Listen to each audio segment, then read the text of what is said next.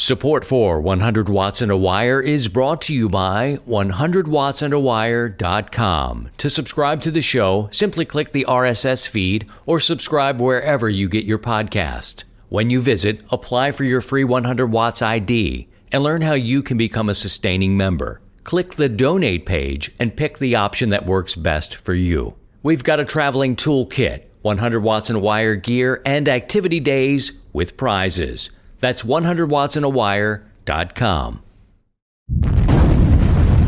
And now, from Grid Square Echo Mike 48, this is 100 Watts and a Wire.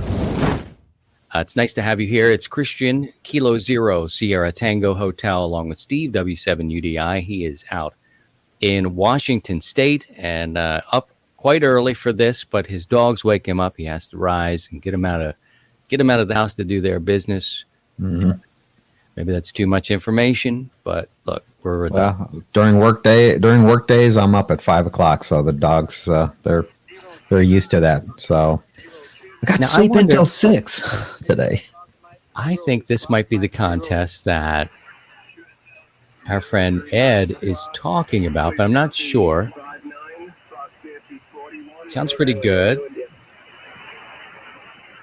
Imagine they're out portable. 41.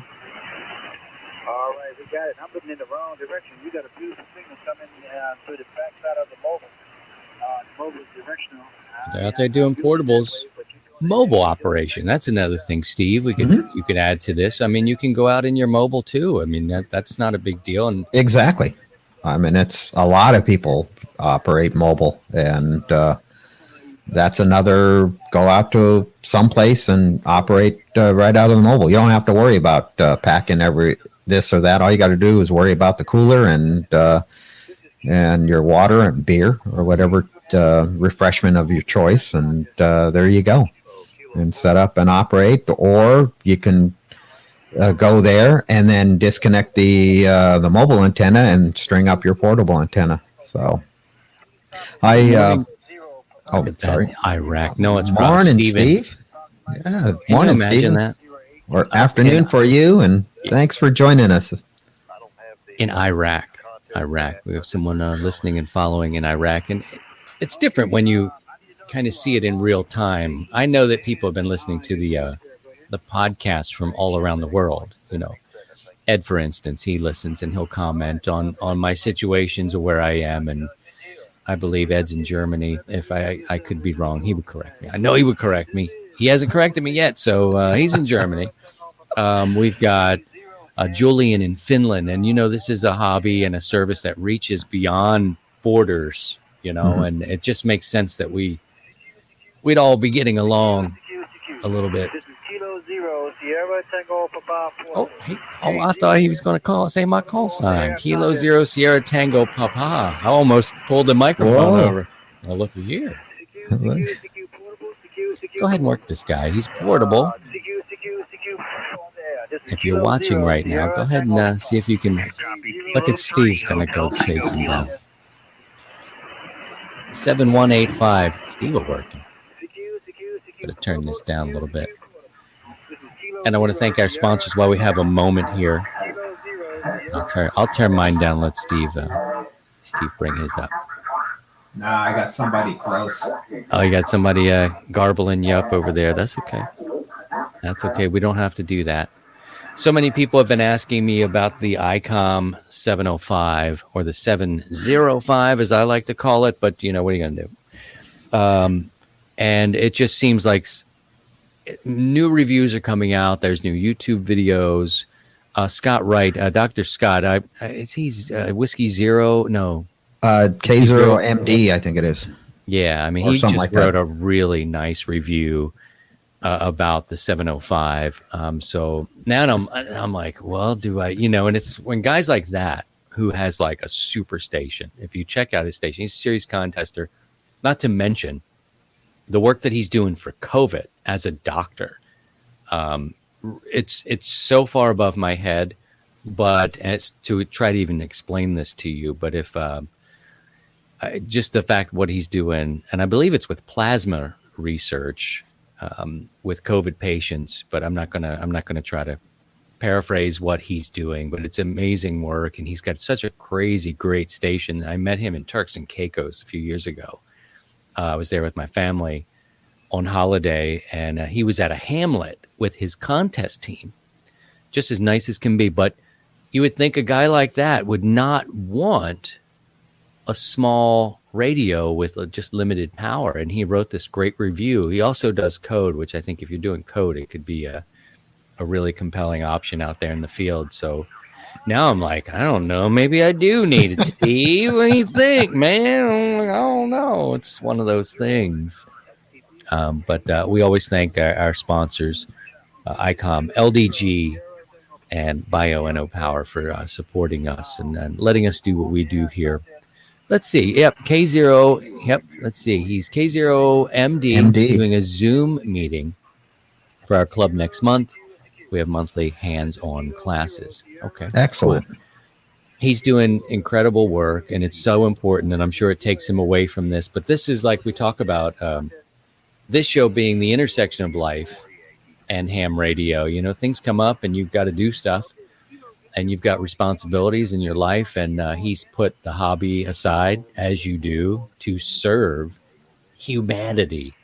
We should have him come on and visit with us. It's just fascinating what he's doing with science and medicine. Thanks for sharing that. Okay. Yep, we are streaming live now to YouTube and to Facebook. Our group, everybody's welcome to comment in there as well. And we've been talking a little bit this week about portable operations. We've got a portable station 7185 running here lightly in the background. There's a contest going on. And for us, Friday begins October 9th through the 11th, our fallout. And I think what I'm going to do, Steve, is I'm going to go with the link dipole. I think I'm going to go, I'll go out in the field. I'll take the truck. That way I have to put it up and bring it down myself. I'll stake it off. I have one that's for 20 and 40, and I made another one that's 20, 40, and 80. So maybe if I do like the night shift, I can try. It'll be hard with 100 watts out there in the field at 25 feet, but you never know. You never know. Give it a try. What are you thinking about doing? When are you going to do a couple multiple setups? We'll do an in-shack thing. And remember, you guys can all do it in the shack. It's totally fine. But when I go portable, I'm going to do a truck one, and I might do the old wooden shed. I may have a few scenarios over the weekend. What are you thinking about, Steve? I haven't really given that much of a thought outside of the shack here, but you got my gears turning. Maybe I might go up to one of the radio sites or one of my microwave sites, and then maybe throw a line up and over and string up a portable inverted V, and maybe do it from. I got one site here that's not too far, about 30-minute drive from the house here, and I can take the puppies with me and keep them contained in the fence compound, and we'll just operate out there, and might be. And I think I'm kind of liking it. On where you are too. I mean, I usually don't play with verticals too much out in the field. That isn't to say I don't have a vertical. I even have a like a mag loop, and that was I picked that up when I was on vacation, and I just wanted to sit. I was in a like a cabin. Sounds fabulous right now, as to be in a cabin, but it was surrounded by other cabins, so you had neighbors, so you couldn't really run a wire. And I was like, what can I do? And what can I do? And I'm sure it generated a text to you, but I could sit on the porch, and I used a loop. And I think it really depends on where you're going to be, and and that's with everything with antennas. What's your situation going to look like? Can you get a rope up over a tree limb and run a wires and Ed, I can't say it today. End fed. That's right.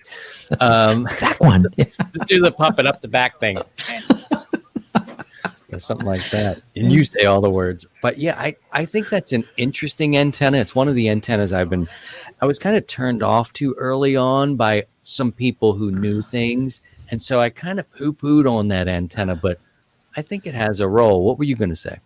I've worked a lot of guys working it. And I haven't really played with an end-fed, but I'm really intrigued by it right now. I've been working these guys. A lot of people that have had end-fed antennas. I mean, for a while, it was always the G5RV. And still popular. And then here lately, a lot of folks that I've been working are working end-fed antennas, and it's like, wow, I haven't really thought about that. They get their 9-to-1 or 49-to-1 or Balun, and then just string it out. And it's like, that makes perfect sense. And it's super simple, especially for like portable operations, or if you're up hiking up to a hilltop or something, and one long wire, and you wait and you throw it up into the trees, and off you go. So I need to look into that a little bit more. I've been kind of cocooned into my, dipoles, double bazookas, balanced antennas, but end-fed has been kind of intriguing me here. And you can make it into like an inverted V. You can make it into a vertical. You can do stuff. And I think the science of it is a little foreign to me. And really, somebody just crapped right on the antenna in the beginning. And I was like, okay. But I have a 9-to-1 Unin with 66 feet of wire. And because I was programmed in a different way, I haven't tried it. And I'm like, and there's part of it. Do I put the Unin up high? Do I put it in the ground and then run the wire out? Like, I don't know enough about that antenna, it keeps me from doing it. Do you do like an inverted L, or you just go up front? You set it on the ground and you stake in lay out some ground radials or whatever, and then you kind of go up at a 45-degree angle or whatever, and See, now you got me thinking, because I could go 25 feet up the mast, right off my truck tire, keep the Unin on the ground, maybe put out some radials, and then take it in an L shape, across the top somewhere else to a tree or something like that. And what would it do? Now I'm in. And then you back guy it. And so wherever that wire goes off into one direction, you just back guy it so the pole doesn't flip over. But and then off you go and see what you get. I've been really impressed with people I've been working, and it's like, wow, we kind of get, for me, and I can speak for myself, we kind of get boxed in to, oh, well, this is what works, and this has been working fine for me, and we talk about it and try this, try that, but there's times when it's like, it's, do it or get off the pot, as they say. Yeah, I mean, I have one. I literally have one, 66 feet of wire with a 9-to-1 Unin, and it fits in a little sack like this. It can go anywhere, and there's something in my mind that tells me that this isn't a good antenna. And maybe it's not efficient. It's just my ignorance that I don't know enough about it, and I haven't played with it enough to know what to do. But there are people out there that do it because they're out in the woods. These guys are throwing these end-feds up wherever they can. You're on a beach, you're in the woods, you're in a park. I'm not saying, I'm just saying, I don't know enough about it. But if I want to put up a 40-meter dipole, I'm going to need space. But I know what it can do. You know what I mean? It's so I'm in between. There's so many great alternatives, and that's what we love about antennas in general. Is that I know I need it. Well, I need it as an option. It's not my go-to, but it's in my box. That box I told you about has that end-fed antenna, and it's parked, and it's probably dusty. So I should probably just try it. We need to use it. I need to build a couple and try it and see what we get. And it's another. We talk about tools in your communications toolbox, and having that is the way to go. Hey, nice to have you here, Dave. And so hopefully your set went good. CNN talked about the DX Commander antenna here in one of the comments, and and that's a vertical antenna. I've never tried it, but and I've never met Callum, the guy who designs and builds that antenna. But I've heard good things from people in the park with the DX Commander. I just haven't tried it. But verticals are certainly interesting. Good morning, David. I hope the Aries set went well for you. And for verticals, if you need something compact, there's always like a the $20 ham stick and a little tripod and a bracket and mount that up and then lay out some radials and go from there. That's a quick, dirty, simple, easy. And you throw it in the bed of your truck. You just lay it down, or if you have it on your vehicle, you can unscrew it from the mount on the end of the vehicle and move it over to a tripod. So there's that. So now my box is getting a little heavier. It's a little. Now you got to have the fourth box. I got to have a new box. But I got my truck. As long as my truck isn't burdened, then I think we're good. Let's see. A user here on Facebook says he uses an inverted LN fed with 62 feet of wire and a 9-to-1 in his town home. Works 80 through 10 meters. Only thing I could use that works well. Thank you for sharing that. David G says, good morning from the left coast. He's out near you, California. He's got the CQ party today, the California CQ party, and he's warming up for the fallout. Get outside, get portable, and stay safe. AI6OU. He's 100 watt ID is 222. That reminds me, I need to share with you how to get that 100 watt ID.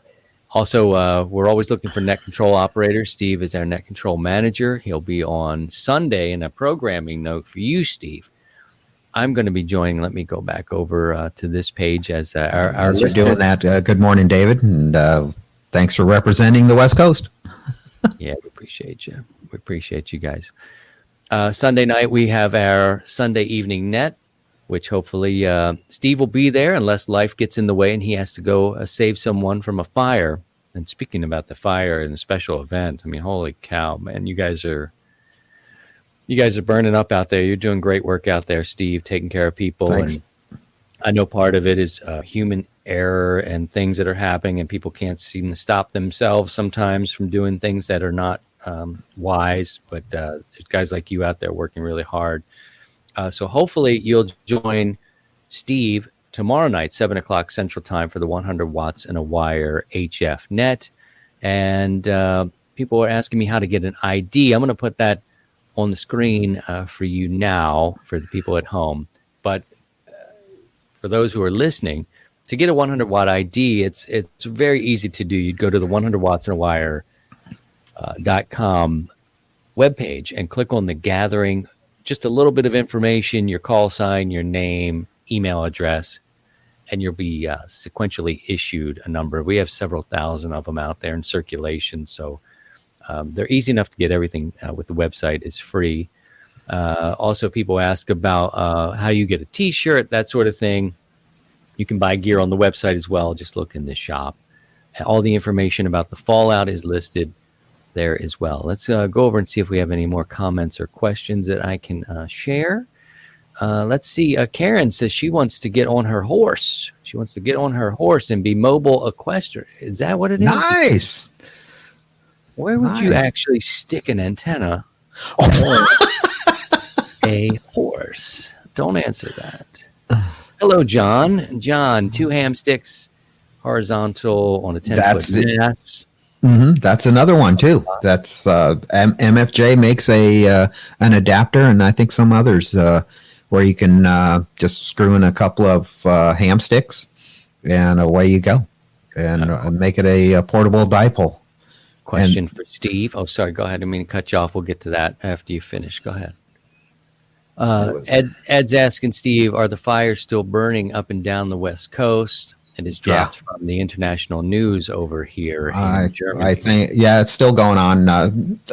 Here in Washington, we're in pretty good shape. Oregon still has some issues going on. I just saw Oregon sending a bunch of strike teams down to California, so things are kind of mopping up. We got one of our rigs down in California right now, and so it's pretty busy down there, and I think it's probably news fatigue. But now that we've had a recent change in the news cycle and something else has popped up, it's going to come and go. But things there's a pretty active fire in the Napa Valley area, and some of the wineries have been impacted. And from what I saw, but yeah, He it's says that, you can trailing wire. try a trailing wire from a horse. So there you go, Karen. There you go. I can't wait to see I you was kind of trampling thinking. through New Jersey or New York with your horse with a long wire coming off the back. That sounds like fun. I was thinking a backpack setup to where you would have the radio. If you, what would be perfect is to have some kind of remote or the small with a Zygu right in front of you in a chest pack. You can operate there, and then you have your ham stick mounted onto your backpack frame and then just along with your battery and maybe a trailing wire, as Ed put it, as your counterpoise, and off you go. It can be go from there. KC6 CNN says, my daughter, KB5 SAM, Sarah, it's her first time listening and is registering to get her 100-watt ID number. She's going to operate with me in the Fallout. Well, welcome, Sarah. Hi, Sarah. That's so fun. I think daughter and dad. My kids are always awesome. around. I mean, it's so funny because you think sometimes, well, maybe I shouldn't do this. Maybe I shouldn't go set up, and I'll say to my girls, I'll say, well, what should we do today? Mama will be teaching, this afternoon. So it'll be us for, several hours today. And, I'll say, what do you guys want to do? Well, we can go swing. And I said, well, what do you think I should do? You should get your truck and park it over there by the swing set and put up an antenna. And I'm like, Nice. yeah, that's actually a very good idea. My kids are so, and they'll jump in the back of my truck.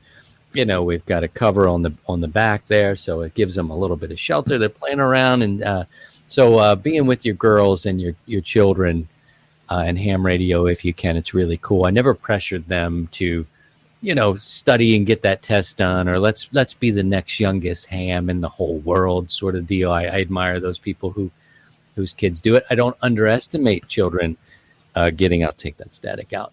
I don't underestimate their minds, but pushing Ohm's law and things like that on a 10 or a 6-year-old for me is not yet. I think the exposure to it. It's a great conversation. We should talk about this at some point, Steve. Yeah, with my kids, I just never pushed them. It's the exposure, and maybe none of them wanted to really have anything to do with the hobby, but and that's okay. It's I've run into people over the years that they've got into the hobby and they go, yeah, my dad or grandfather was into it, and now, and then they go, I wish I did it earlier. I could have shared the time with my grandfather or dad or whatever. Speaking about kids, now here's a challenge, and I heard this from Mike Weeger the other day, and that he's going to do. He has some small kids, and so he wants to go out and do some portable operations. So his goal is to go out and hit every state park in his state, and next year with the family, and go out. And it's like, okay, we're going to go to this state park, and then his kids can go out and have fun in the state park, and the family's getting out, and then mix in a little bit of portable operations. And so, as if you have a young family, maybe that might be a great goal to think about for next year. I mean, we're winding down right now for the season, coming into fall, and but here's a great way to start thinking about setting up your portable operation. Maybe take the first crack at it here in the Fallout, and then come springtime, when we have the spring tune-up, you can fine tune your setup, and then the rest of the summer hit the state parks in your state, and with a goal of hitting as many as you can. And I think it'd be a great way to, to incorporate the family and things like that, and especially, if you have young kids. And so. Yeah, I mean, they always have a playground for the little ones. And even if you have older kids that are sort of tweens and teens, there's a hike just right there. So if you get out and do it, but to your point with my little ones, it doesn't take that much. And with the COVID and all this sort of stuff, and we're lucky we have some space. I really feel for those who are in condominiums or apartment complexes, or like I grew up in a row home where your next door neighbors literally just, there's no window to even look because they're connected. We're all connected, and the porches are connected. That's how I grew up.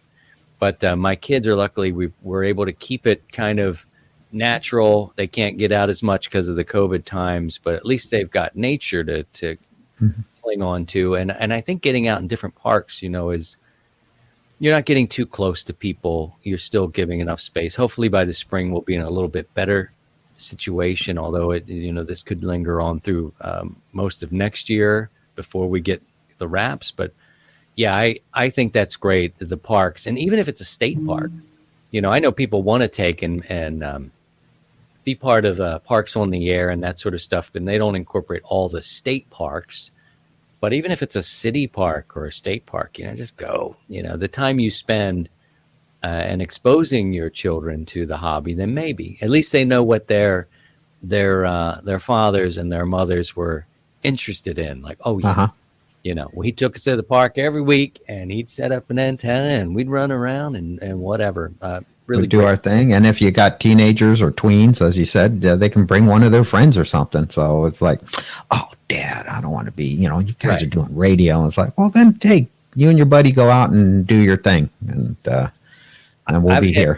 I've hit that point where I embarrass my children a little bit. We'll take a night walk, and we'll go out, and we walk down a bit, and the neighbors have the Ring cameras.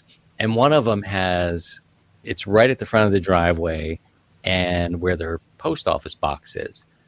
And what happens is lights come on. And as I walk by, the lights come on, and I start dancing. And so now I'm like, they're like, Dad, don't do it, Dad. Don't. I'm like, we just have to walk past. How about a moonwalk? So I tease them. I don't want to be forever on my neighbor's webcam as the guy who dances. But yeah, I'll walk by, and the lights, they'll come right up. And it's like a stage light. And I'm like, jazz hands. And they're like, Dad, what are you doing? I'm like, let me do it. And when we go back, there's another one. So let's go back. Dad, no. And they'll remember that. Point. Oh, yeah. I hope it comes up later. Remember when you used to dance at Old Man Pillar's Ring or whatever it was? Yeah. It was good, too. I wish they'd give me those tapes. Need them for my audition. Well, I guess we'll wrap it up here. We got about an hour in and 2 audio episodes for you. I hope we talked a little bit on the subject enough for you to start considering what to take, what not to take. I think Steve bringing up the tools, just having wire strippers sometimes. Have you ever been out there and needed to work on an antenna and have forgotten your wire strippers? It's a sick feeling inside. And they don't take up too much space, but again, I hear the purists. I know they get out there and they're like, but what happens when you climb all the way up to that soda peak for those purists and the lightweight guys, and you banging a rock to try to get the thing. So tools, I like tools. I like to have my antenna analyzer with me. Little terminals, if I need to squeeze something on, that means I need that tool to squeeze them. I guess I could do that with a rock. But I prefer not to. Where's the rock going to be? I don't know. But building an antenna, even a caveman can do it. Right. I think we'll get some video and take some video out of the setups this coming weekend. Steve and I will meet here again Saturday at 10 o'clock Central Time, 8 o'clock where he is on the out west. And we'll do some streaming. We'll try to make some contacts here. That would be really fun. Oops, I lost my screen there. If you don't touch it every now and again, it wants to go away. But what else? Did we miss anything, Steve? We're going to start Thursday at 7 o'clock Central Time. That's technically Friday. Friday morning, 0000 Zulu, all the way till Sunday afternoon, evening, 7 o'clock Central Time, Sunday evening, and then right after that, we'll get right into the to the net, the 100 watts on a wire Sunday night net. I've got the Xiegu boxed up. Look how small. Even the box is small. Oops. There we go. The Xiegu box.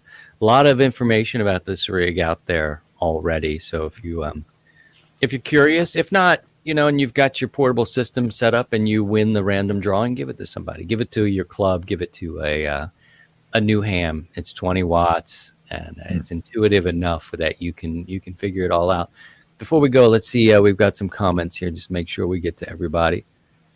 Okay. All right. Ed says he's in Germany.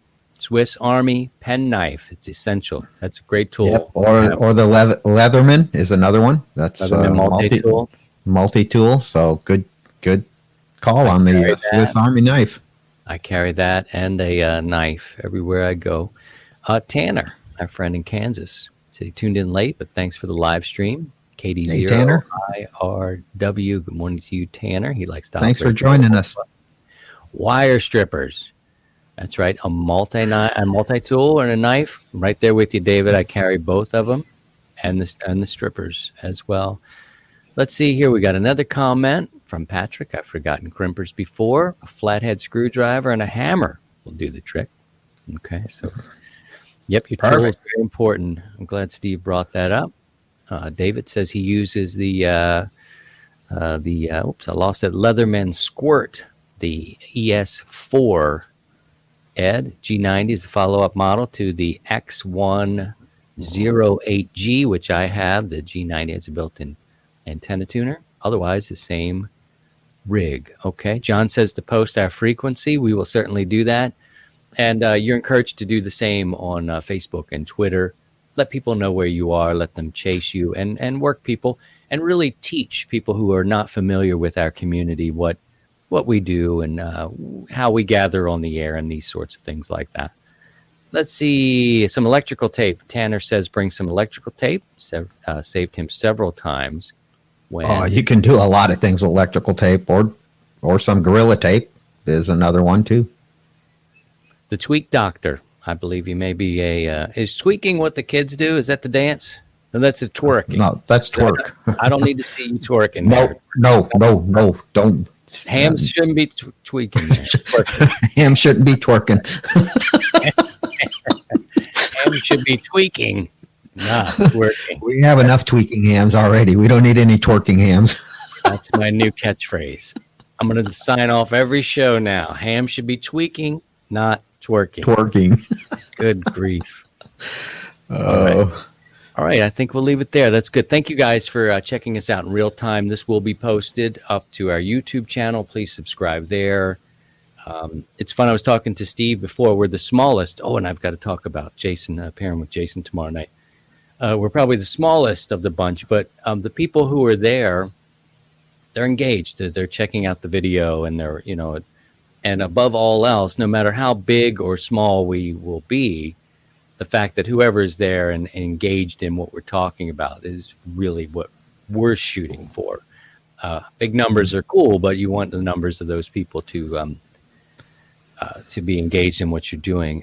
Speaking of big numbers and engagement, Jason, KC5HWB, he is Ham Radio 2.0.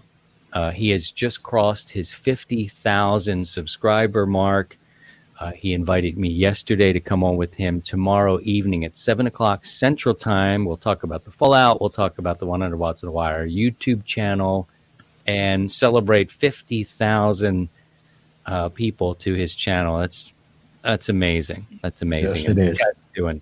They're doing really cool stuff. I mean, they're so technically minded. They're dealing with all sorts of different kinds of radio and hotspots and all these, things. I have to bring people in to talk about that because, but they can do it on their own. So thank you to everybody. And if you can, remember to tune in tomorrow and check us out on Ham Radio 2.0 with Jason. That should be good. I haven't been there for, it's almost a year now. We were there in November on his YouTubers bunch. And at the time I was like, I'm not sure why I'm here. I think I'm in the wrong room. I wasn't a YouTuber at the time. And now I guess technically I'm a YouTuber. But me and Jason tomorrow night, thanks to Neil Rapp, WB9VPG, for having me on his show, Ham Talk Live, on Thursday. We had a good time. We talked about our digestive health. Just weird. It's just weird. I don't think it's... I thought I was listening to 75 meters. Yeah, it was just like that. You hit that certain age, your doctor wants to take your blood and poke you and get the scans of your rear end. And I was like, hey, I've actually scheduled a colonoscopy for this month. And off we went, talking about digestive health, but we won't do that here. but I will give you a full live stream from my doctor's office when the time comes. That's what you can expect. Steve, have a great day. Any big chores lined up? Oh, I got the mow the field. I got to scrape the driveway. So yeah, I got stuff a fair amount. Get things prepped for winter coming up. So and then start thinking about going through some antenna maintenance and just making sure everything's in place for winter. So start thinking about it. We are in the fall season, so start thinking about taking care of some preventative maintenance that you can do on your antenna system, and so that way when we're in the middle of winter, you can come out here into the shack and operate and not worry about are the antennas up or are they down. Yeah, we'll do that on an upcoming show. We'll see you next Saturday at 10 o'clock Central. We'll do some making contacts. Steve will turn around, make some contacts. I'll make some contacts here. We'll stream it out. And shows to come, we're going to get into that. Maintenance, things that you need to think about. Lots of great topics, and we'll discuss those soon.